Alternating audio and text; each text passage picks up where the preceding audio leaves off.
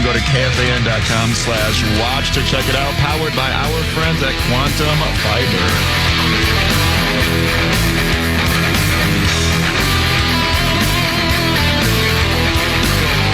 So much fun. I think it's even more fun when your team is supposed to be bad and they're good. You know, I love it so much.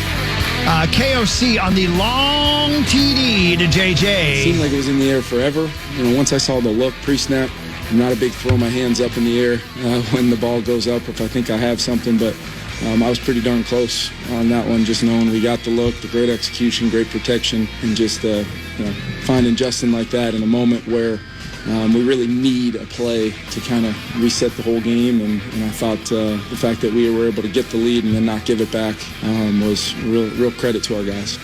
Yeah, that was so fun. Yeah, and how about the point you just brought up, Chris, about them not supposed to be good this year? Yeah. If the over-under is 6.5 and you bet the over, how great do you feel after 2 weeks? Right. Yeah. Right, your squad's got to go 5-10 the rest of the way for you to win the bet? Mm-hmm. Right? I mean... Yeah. This, again, on paper, this was one of the, 3 least likely wins on the entire schedule, and they got it.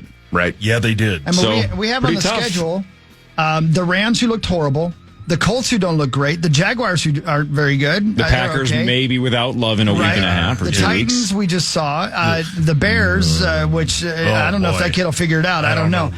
He's not good. By the way, no, how he's about, not. Such a rookie at this point. Yeah. I didn't even realize that little dude out in Arizona was healthy. Kyler Murray. Dude, he looked like a monster yesterday. He was awesome again. It's like, Harrison Jr. was a beast. yeah, how about beast. that? Oof. Yeah. After that first week, man. Yeah, he had 1 catch for 4 yards. Let's see. Then we got Arizona. Then we got Atlanta, which we'll find out more. Seattle, who knows? I mean, any game is winnable at this point.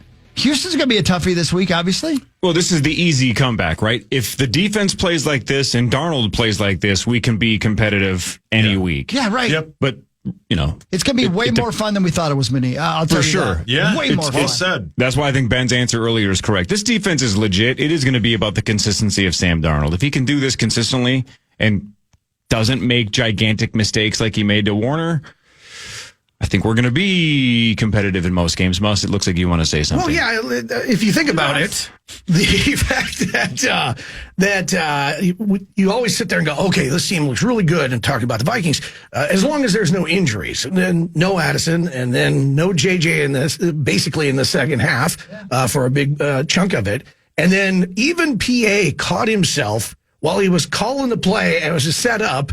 And this was the Naylor throw, which was absolutely spectacular. So good. One of those, that's why you were picked number 3 overall kind of throws. Yeah. And, but he's like, if you got the call, I doubt you do, but PA started laughing because he's like, okay, we got Tristan Jackson down to the left, we've got Powell in the slot, and we've got Naylor, and he was like, what? Yeah, what game am I calling here? Right. But that's that whole, if you stay healthy, this team could be really good. Well, it's not healthy necessarily, and they beat the ass. They beat them. They beat them worse than the score. It could have gotten real ugly had we, had Aaron Jones. Right. Which, well, even look, they have great players going to make great plays, and that was a phenomenal punch out. It just shows again why he's probably the best linebacker in the league. Oof. I mean, he's awesome. I mean, he's just fun to watch.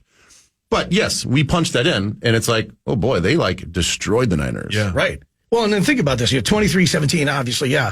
But you had 2 turnovers basically on 4th down. You stopped them on 4th down. Yeah. Which was ridiculous with that throw that you guys were talking about, that 97-yard touchdown, which even Kevin O'Connell said in the post presser, is like, it's been sitting in my pocket for a little while, this play. He goes, even I was like, should I really call this? And as Corey, I heard you talking about earlier, is that you got Darnold midway through the paint in your own end zone. Yeah. And you're like, get rid of it, get rid of it, get rid of it, get rid of it. What an unbelievable play. But you stop him on 4th down twice. You get a block punt. You have the 2 turnovers that were key because those were points that were taken off the board. This was an ass whooping. Yeah. Oh. So I would say this, as Chris, you were kind of going through the schedule, and all of a sudden now this upcoming stretch of games. When we started the season, it's like, oh man, you got the Niners and the Texans and the Packers and the Jets and all this other stuff, right? We got a really, really tough start to the schedule. All that being said, now you look at the schedule and you're like, every game is winnable. And we all know as the season goes along, the offense is going to falter at some point in time. But what they've shown us in 2 games already is like, well, we can still win with 2 of the other 3 phases. Special teams is playing lights out. Yeah. We've got a kicker that we can trust in. I think right now we got a kicker that we can trust in any sort of situation. A game winner like Butker had yesterday. Like I'm like, all right, throw the rookie out there. I think he can handle it. So we've got a defense that can make plays and take the ball away. And then if you flip it around and you're like, okay, well, if the defense doesn't show up one game and they give up 400 yards and a bunch of points, we pretty much trust this offense, when healthy, to move the ball down the field and score some points. So, like, there are going to be several games where one of the 3 phases and one of the top 2 phases are just not going to show up, and it's just going to be a bad matchup. But I still have faith, especially looking at the schedule and then based on how these other teams have played in the first 2 games. Every game we have an absolute chance to win. And I'm not saying, I'm going Kenzemius on the bit and saying we're going to be undefeated, but you can't tell me now after 2 games and watching the rest of these teams, like, why can't we beat the Lions at their place? Right. They're beatable. We play our best game against even their best game. We can still win. So I think that's where I'm at with this team, is they've shown us that they can, at least against our schedule, they can beat anybody. Yeah. And as we've seen in the first 2 games, they dictate everything. And what the 49ers do, and I think PA, or maybe you mentioned it during the game yesterday, is the 49ers game is bully ball. They keep the ball and they go long drives and they wear you out. And they did that. But the Vikings dictated that entire game. They've done that through 2 games. And if they can do that, they can win. How about Cashman in that game? My God. Oh, man. And it's awesome. I know it's just 2 games, but you got 2 different players defensively that have absolutely stood out. And it seems like that's that balance that defense has, in the fact that you just don't know who's going to have the big week. But you go back-to-back weeks where you have 5 sacks and 2 turnovers. Mm-hmm. That's a hell of a defense. Yeah. What is the race car package? Do you know what that is, Ben? Race car, or like NASCAR, or what? I'm reading about it. Vikings defensive coordinator Brian Flores owned 49ers coach Kyle Shanahan on 3rd down, 2 for 10, by the way, by using a race car package of 4 edge rushers up front on 8 out of 10 of the plays. Yeah, that just means you're putting like Van Ginkel as a 3 technique. You're putting basically outside line. It's, like in offense, they call it NASCAR. Like basically anytime you want to go fast, I don't know what it is about the NFL, you use some sort of auto racing reference. Okay, yeah, all right. It's working. And we're rotating guys in and out so much, keeping them fresh. And gosh, we needed that yesterday because you kept saying how hot it was in there. And it was hot. Super tired, man. Yeah, looked super tired. By the way, if we were doing the news, it'd be brought to you by the Saints. St. Paul Saints are back home tomorrow night. They host Indianapolis tomorrow night. Get your tickets at saintsbaseball.com. Go down and see some baseball. It's beautiful weather out there. Great time of year to see some baseball outdoors. Thank you, St. Paul Saints. Well said. Thank you. How about C.J. Ham's blocked punt, by the way? I mean, just perfect, right? Yeah, perfection. Yeah. And the point Pete pointed out on the broadcast was he say went that 5 times fast. Pete pointed out. Point. He put his hands out kind of to the side, because if he doesn't block it and he runs into him, right, it's a first down. Right, you got to take it off his foot. It was an excellent play by CJ. Yeah, it is one of those coaching points that you see a lot of college kids make the same mistake, and they do drill this a lot in the NFL, and I'm sure it's trickled down now to college. But they actually set up a play, in a punt block situation where you are diving and literally putting your hands like down on the foot. You see so many of these like high school, college kids, they go to block a punt and they got their hands all the way up high. Right. And that's where you miss a lot of opportunities in running. And like a basketball player, you've already jumped, and so you've already jumped and committed yourself. Foul's coming. Yeah. So it's more about jumping, shooting low and shooting your hands low to take it literally off his foot. Plus, it doesn't hurt as bad. man. That was a sweet play. Hey Ben. Yeah. Vikings were 7 for 12 on 3rd down. Yeah. I mean, come on. It's pretty good, man. That's huge. They sacked Brock Purdy 6 times. Yeah. Did you see that little clip where Purdy says to Beeflo after the game, your defense is crazy. Yeah. That's great, man. Creativity on both sides of the ball. Well coached. Yeah, they're extremely well coached. Let's go. Yeah. I think they're going to win the whole thing, Hawk. I've changed my tune. You really have. Yeah. Give me their final record now. Regular season. Regular season? Yeah. 14-3. That'd be Who are the 3 losses to? They lose to the Jets in London. What? And That was just the first game you could think of. Yeah, you are correct. They lose to the Lions. Here or there? Here. Everywhere. And then they lose to the Packers in Lambeau. That's it. Well, that's going to be a fun season, buddy. Yeah, man. Congratulations, Vikings. Yeah. What if that is the way it works out? Do I get like a certificate? I don't know, man. I A said gift no one will certificate remember. or some kind of a plaque? Like a plaque. You get some vitamins. I need those. You really do. Yeah. Who would you want the certificate from? You. Can You I had to hand it to me. All right, so if they go 14-3 and they lose to the Jets, Lions, and Packers, I will print up a certificate and then frame it and give it to you. Can't be mean. Ooh, he threw in the frame. I'm going to frame it. Can't be mean. I was framed. Has to say nice things about me. I don't know if your dirty heart is capable of that. You do have dirty It's heart. a dirty heart. No, it's you should see it. It's filthy. That's filthy. Just clean that thing up, dude. Yeah. Please. Get Gross. some help. Yeah. Muss is here. Lieber's here. More Vikings talk in a second, but Sauce also will walk us through other sports scores and stories. This is the Power Trip Morning Show on the Fan. The Fan. The Minnesota Renaissance Festival is happening now. Can confirm I was there over the weekend, and it's happening through September 29th, and we've got your chance to win tickets. Head over to our contest page for your chance to win today. That's KFAN.com, keyword contest to enter. Did you meet any wenches when you were out there? Oh, there was a lot of wenches there. A lot of fairy godmothers, and your boy was making some wishes. Yeah. None of them came true. No, but, it's okay, Were you trying to it's sell them pickles? Those big giant pickles? Yeah, there was a guy out there that he was doing rhymes about pickles and tickles. They're and, naughty, man. Oh, yeah. It gets greasy at the Renaissance Festival. I love it, man. Yeah, you love it. We should just change the name of 9 to noon to Pickles and Tickles. Yeah, well said. Did you ever buy that pirate coat? I never did. No, I never did. Are you going to buy that weight set on Amazon you were looking I at? wasn't looking at it. It was something that was suggested to me. You big goof. No. Are you going to buy it? No. I bought some other stuff. You should just waste the $200 that you won from Sauce on something. He just did. I didn't waste it. I bought 3 things that I needed. I need a side sleeper pillow. Bam. Done. So what? Eat Is that a butt. body pillow? You bought a bug zapper? Yeah. The bugs aren't good. Zap those sons of bitches. All right, so far 2 for 2. What's Right. the third one? You don't remember, do you? You're from Indiana. How did you not just get a bug zapper for free from a family member? What else did Don't he they use? always have How those? did I It forget? does seem right. Sauce, your money bought a side sleeping pillow and a bug zapper. And I needed both. Yeah, I'm fine with that. And Remember something what the third else. Yeah. Remember, I needed a portable charger, so I got that. Oh, yeah, you got that. Yeah. And do you have money left over? Out of the 200? Let's see. No, I don't actually. Oh, man. Wait, yes, I do. Sorry. I have $43 left. Yeah, you got to waste it on something. Yeah. Yeah, Just waste waste it. Yeah. Buy that pirate's coat. That was way more than $43. Pirates aren't cheap, man.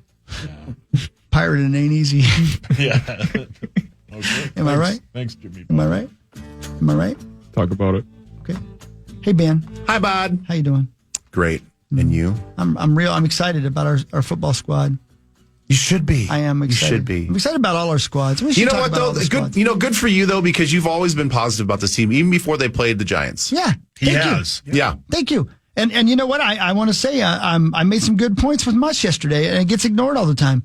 But I talked about the receivers blocking downfield, and they did that. I talked about KFC getting creative, and they did that. I feel good about myself and my football. It's a knowledge. good segment, man. I Thank really you. enjoy it. Thank you. I don't think you do get enough credit because, man, you come.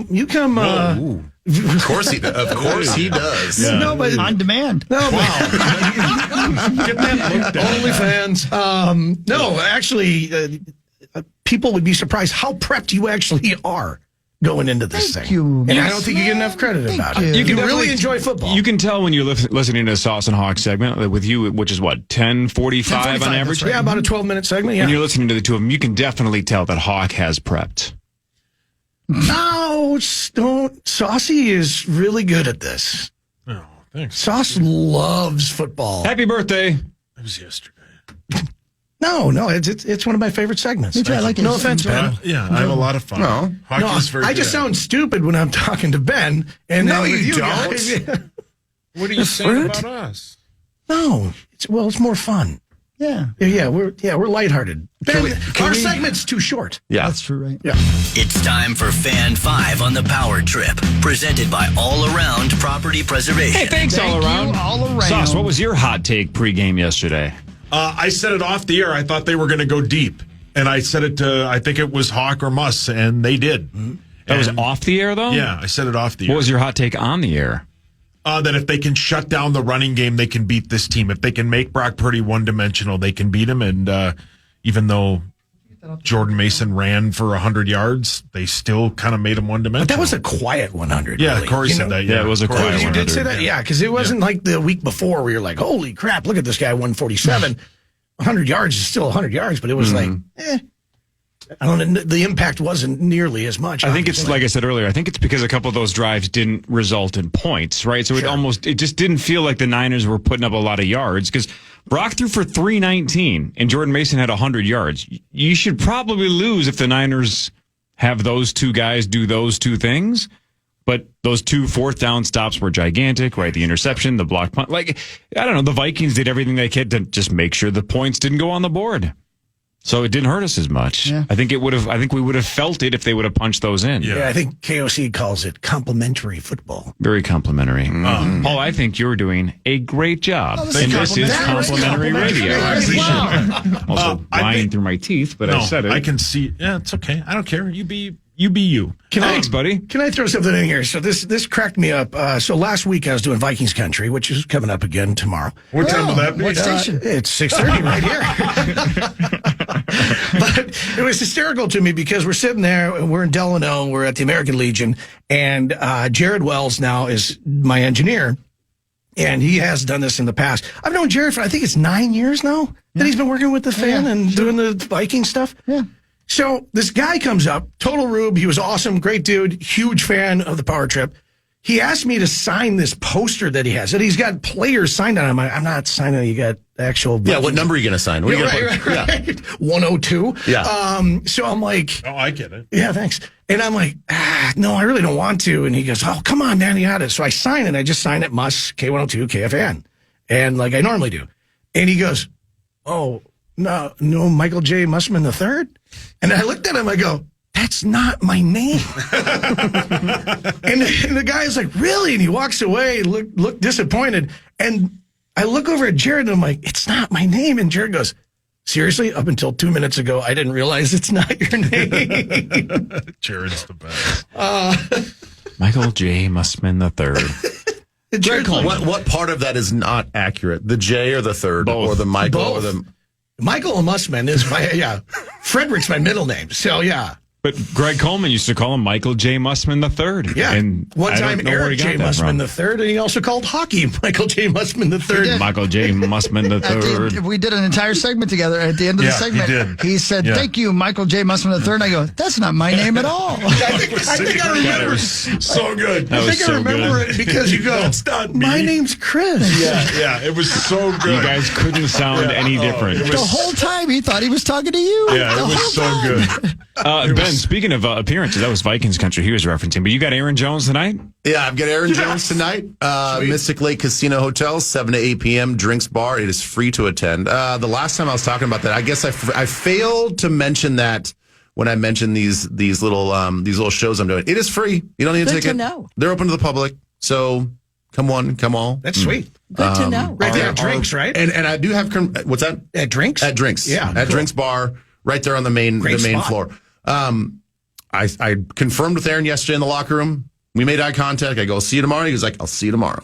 So good to go. Are Packer fans who used to love him allowed to be there? Like Yes. Sauce's wife. Yeah, you know what? This is we're sort of like in a neutral zone. I know it is sort of Vikings territory, and Mystic Lake is a great sponsor of the Vikings. But in this particular case, if you want to come with a Packers jersey on or a Packers hat, I am not. I'll give you a little bit of crap, but you can be there. Yeah, but Packers fans are even in that boat where they're like, how did we let him go? I know that Jacobs went for 151 yesterday. Jacobs is good. Yeah. He's good. But still, it was like, how'd you let him go?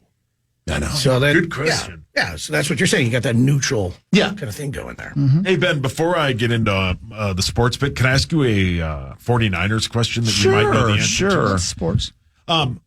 How long can this 49ers team last without the threat of Christian McCaffrey in the backfield? Jordan Mason has been fine. He's run for 250 in 2 games. But, there is a Purdy, he has to make the throws, and a lot of the times he does.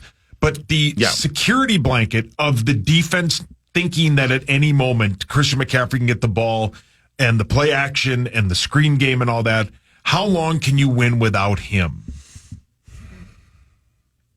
I mean, I actually think that they're proving that they can win with him or without him. That Corey just went over their stats. That right there. Now, it is about game situations and critical situations and all those other things.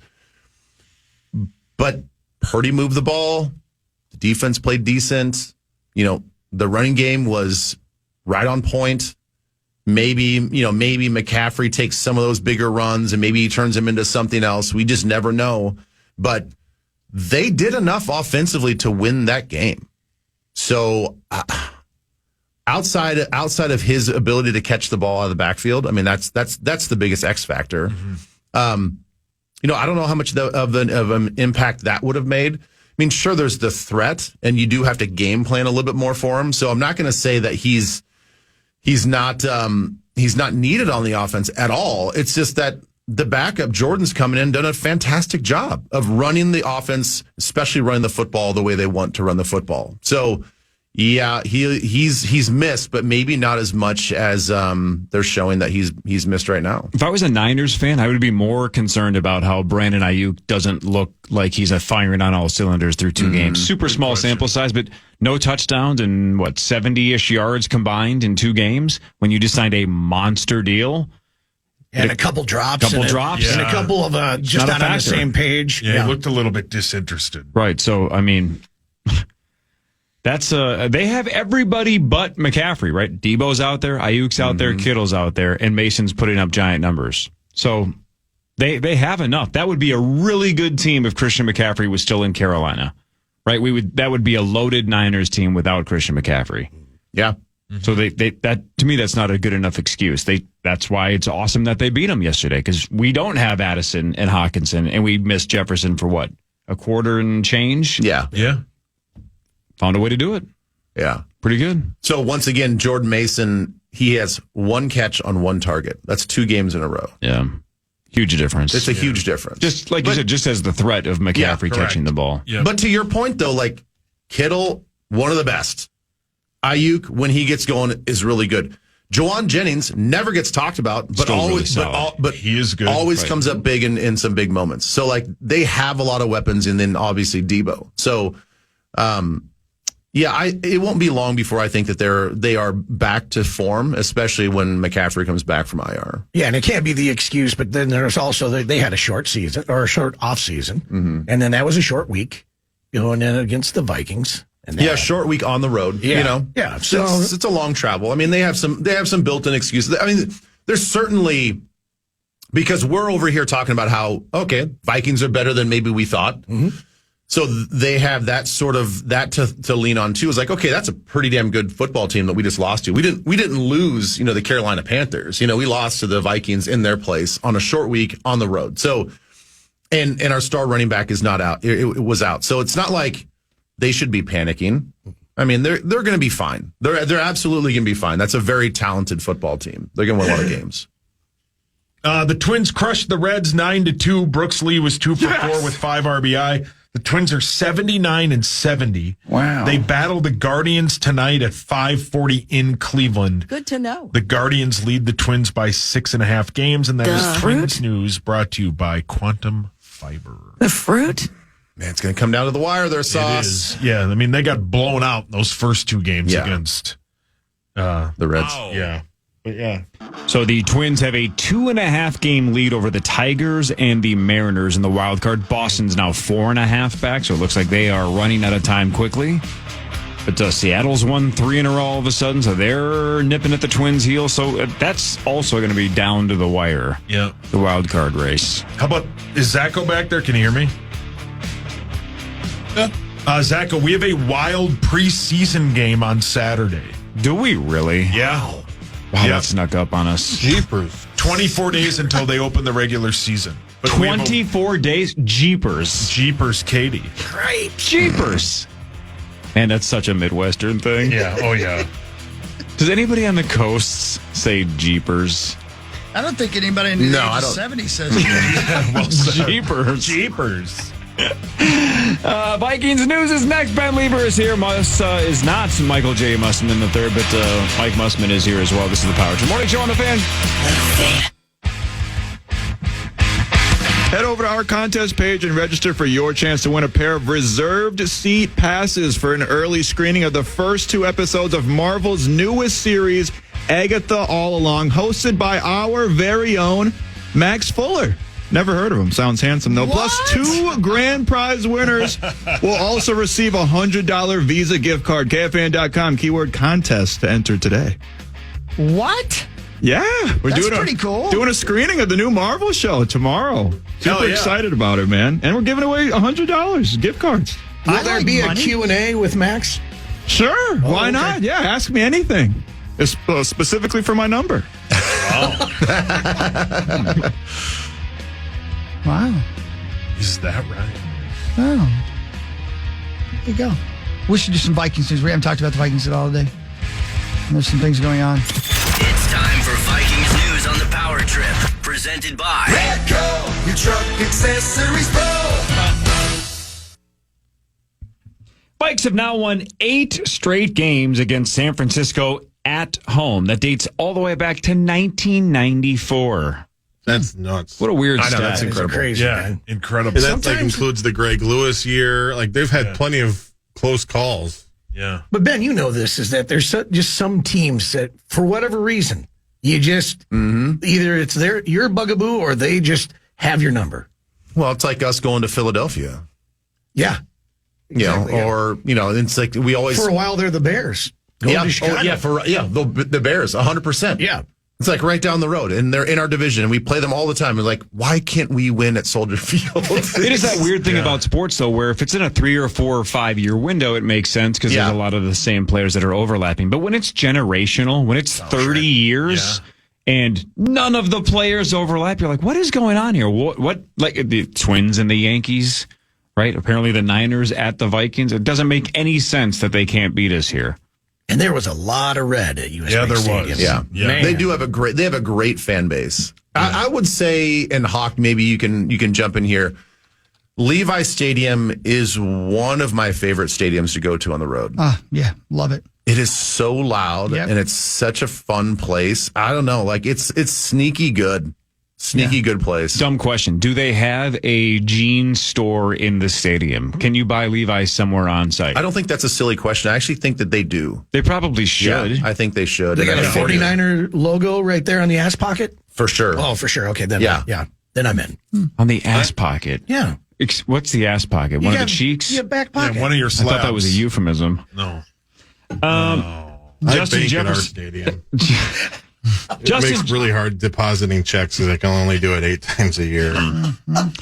Justin Jefferson got to 400 career receptions in that game. That was his 62nd game. That's the most or fastest in team history. The previous record was Moss in 78 games. Jeez. So almost a full season ahead of schedule. It's also the 3rd fastest in NFL history behind just Michael Thomas, who did it in 56 games, and Beckham Jr. did it in 61.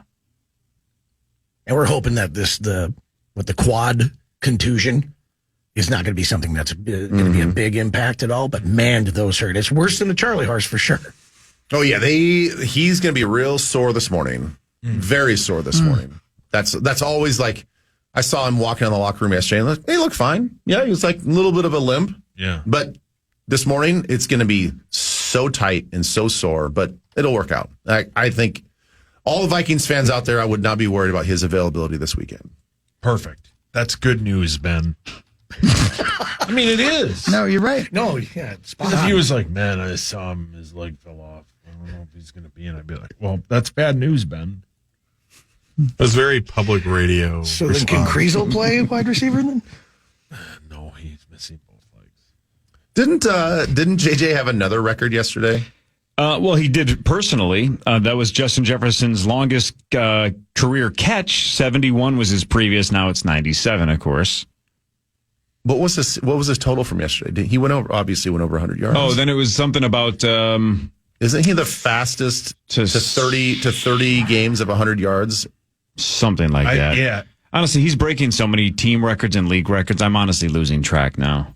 I thought He's there just was a statistical freak. I thought, well, at least in my notes, I have Lance Allworth owns the record for the most 30 or 100 yard receiving games. He did it 30 times. It took him 64 games.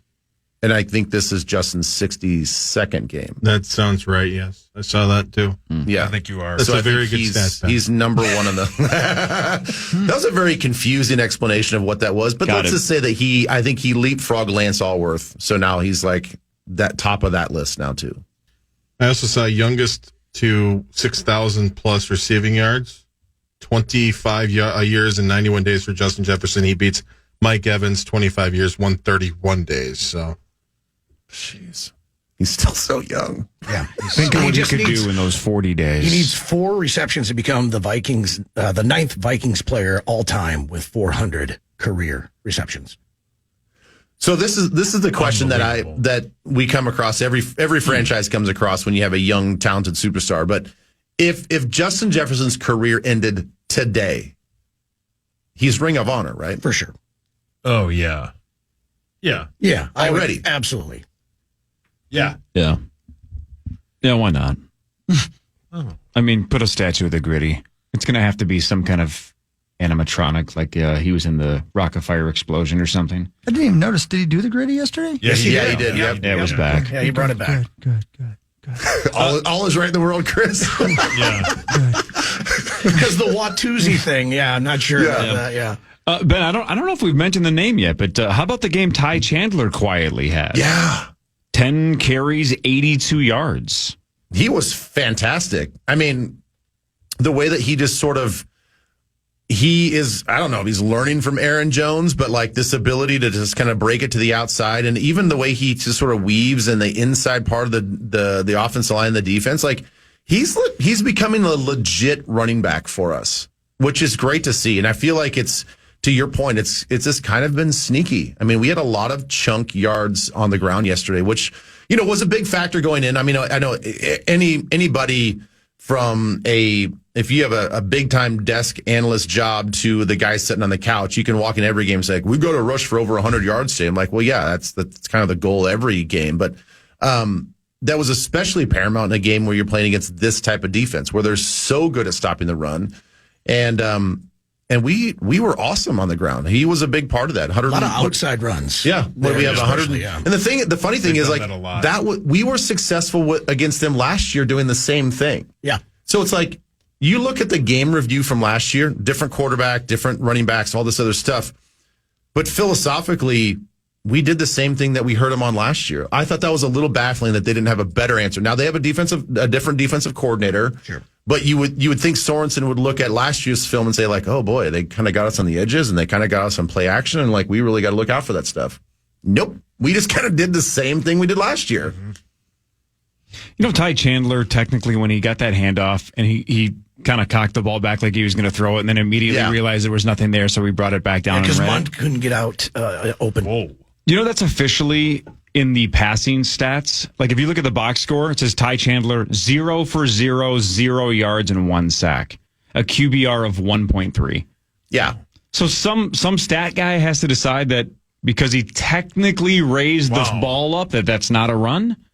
That's a weird thing to me. Okay. I wonder how the they other thing I'm that. confused at is why does Jihad Ward have a fumble recovery, not an interception? Right. Yeah, So that was weird. because it clearly never hit the ground, right? It fell out of his hand. Right. Yeah. So what they were saying is because it was initially called an interception, then they officially changed it to a fumble recovery. Because if you look at the replay, the ball's out before his arm's going forward. Oh, it was. Yeah. So if Ward had dropped it and then picked it up, it still would have been a fumble. But because he caught it, we just assumed it was an interception. I thought he because fumbled on the replay, I thought the ball came out as he was going, like got past the ear. Yeah. I thought that's when the ball sort of came out. So I'm like, it that's came out on the way up, so it kind of pops rainbowed straight up in the air. So that's, if he had dropped it, it would have been a live ball. Gotcha. It was a hell of a play, though. Super cool. It was a great play.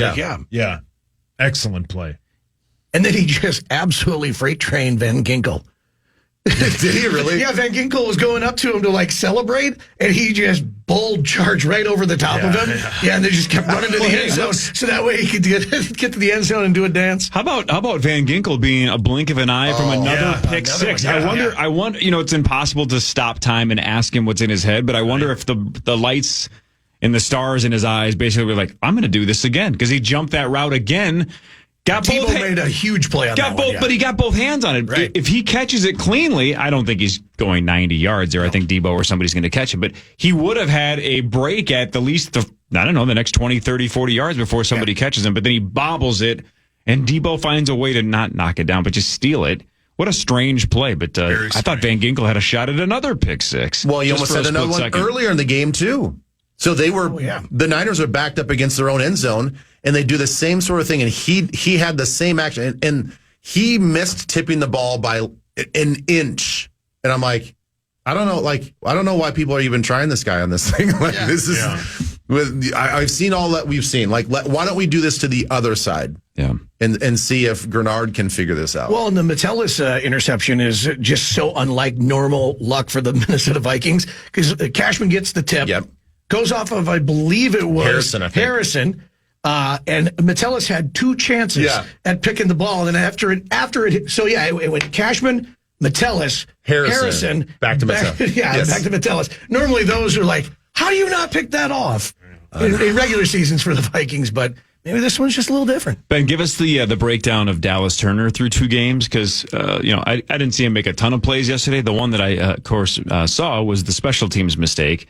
And it's funny because my phone rang is the second that play ended, and it was my dad. And I'm like, oh, I know what this is going to be. I've known him for 44 years. Needed to get the scuttlebutt? No, he just goes, how do you get to the pros and not understand? I'm like, I'm dead. He's a rookie. He doesn't play a lot of special teams. Give the kid a break. And then, so my dad rips the hell out of him for 30 seconds. Like, how does a pro athlete make that mistake? And then he goes, who was that even? I go, that was Dallas Turner. He goes, oh, it was? I'm like, you're not even paying attention. He